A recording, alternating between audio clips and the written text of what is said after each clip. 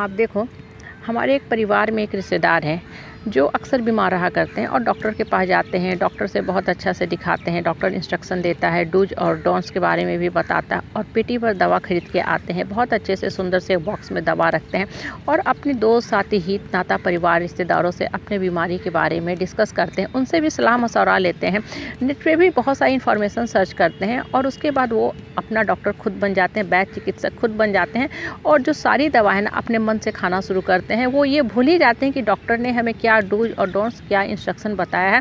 और in the mean time होता क्या है कि दवा जो है उनके ऊपर काम करना बंद कर देता है और ब्लेम करना शुरू कर देते हैं कि मेरा जो है डॉक्टर ने सही ट्रीटमेंट नहीं किया, ऊपर वाला मेरा साथ नहीं दे रहा है, मेरे दिमाग में सिर्फ़ और सिर्फ जो है लोगों की बातें चल रही हैं। क्योंकि जो इंसान गया था डॉक्टर के पास इलाज करने के लिए ना, वो बहुत ज़्यादा लोगों से उपदेश लेना शुरू किया, लोगों की बातों पे विश्वास करना शुरू किया और मेन जो मुद्दा था उससे हट गया। अगर गौर करो ना तो ये जीवन की छोटी सी बात है ना, हमें कितनी बड़ी शिक्षा देता है। हम सब माइंड को शांत करने के लिए, मन से नकारात्मक विचारधारा को हटाने के लिए बहुत सा ऑप्शन तलाशते हैं। और आज के टाइम में बुक्स हैं, पॉजिटिव सेल्फ डेवलपमेंट की क्लासेस होती हैं, मेडिटेशन की क्लासेस होती है, नंबर विधि है, विजुअलाइजेशन टेक्निक है, सांसों की टेक्निक है, बहुत सा टेक्निक है। होता क्या है ना कि आप सब टेक्निक पे काम करना शुरू करते हो। आप एक टेक्निक नहीं अपनाते हो कि हम इस विधि पे चल के जीवन में उठ सकते हैं, मन के नकारात्मक विचारों को हटा सकते हैं। कोई भी एक टेक्निक अपनाओ, उसके ऊपर पूर्ण रूप से विश्वास करो। आप करते क्या हो, सब पे थोड़ा थोड़ा काम करना शुरू करते हो कि ये भी मेरे ऊपर फ़ायदा कर रहा है, ये भी मेरे ऊपर फ़ायदा कर रहा है। इन द मीन टाइम होता क्या है कि आपके माइंड के अंदर ना एक जाला सा बन जाता है।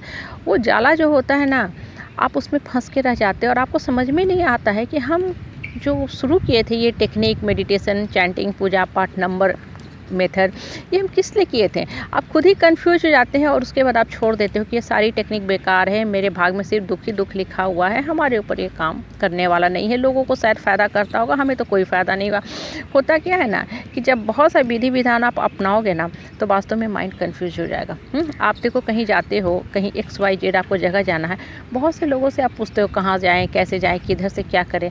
इन द मीन टाइम होगा क्या कि आपका जो गंतव्य स्थान है, डेस्टिनेशन है, वो जगह ही आप भूल जाओगे और आपकी जो गाड़ी है ना, कार है ना, गोल गोल सिर्फ घूमते रहेगी और अंत में आप सोचोगे कि अब हम इस जंगल से, इस भ्रम से कैसे निकले कि हम अपने घर तक पहुंच सकें। मतलब आपका जो मेन मुद्दा था, जिस स्थान पे जाना था, वहाँ का भी रास्ता आप भूल गए और घर का भी रास्ता भूल गए, क्योंकि आपने बहुत लोगों से राय सलाह लिया।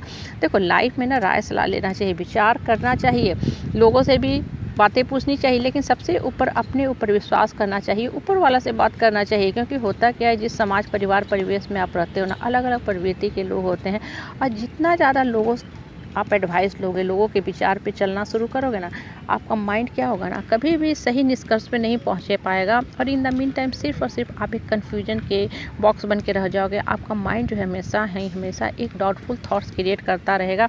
आपके मन में हमेशा ही ये नकारात्मक विचार चलते रहेंगे कि इनके ऊपर तो ये टेक्निक फ़ायदा किया, हमारे ऊपर नहीं किया। क्योंकि उस आदमी ने सिर्फ एक टेक्निक पे फॉलो किया, या तो वो नंबर विधि पे चल रहा है, नंबर विधि को फॉलो किया, या सांसों पे ध्यान दिया, या कोई विजुअलाइजेशन की टेक्निक को अपनाया।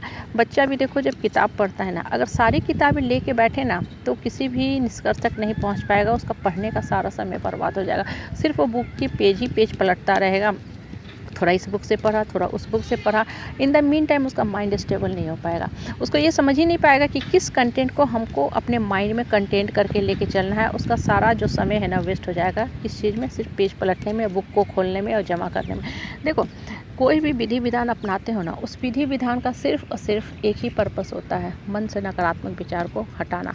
और सिर्फ एक विधि पे फॉलो करोगे ना, उतना सफिशिएंट होता है। क्योंकि जब हम दिमाग को स्थिर करते हैं ना, कोई सांस लेते हैं, किसी पर्टिकुलर फूल पे, जलती दीपक पे ध्यान देते हैं, तो होता क्या है कि धीरे धीरे ये जो नकारात्मक जो मन के अंदर सोच चलने लगती है वो अपने आप हटने लगती है और फिर आपका मन और आत्मा बोलना शुरू करता है। और मन और आत्मा, श्री कृष्ण बोले, माँ दुर्गा बोले, या किसी भी धर्म के कोई भी गुरु बोले, सब ज्ञान की ही बातें बोलते हैं और एक ही बात बोलेंगे कि तुमको उठना है। इसलिए एक विधि विधान पे चलो और उस पर कंसिस्टेंट रहो। थोड़ा दिन ये कर लिया, 11 बार ये किया, 21 बार वो किया, एक सप्ताह वो किया, 21 दिन वो किया, ऐसा मत करो।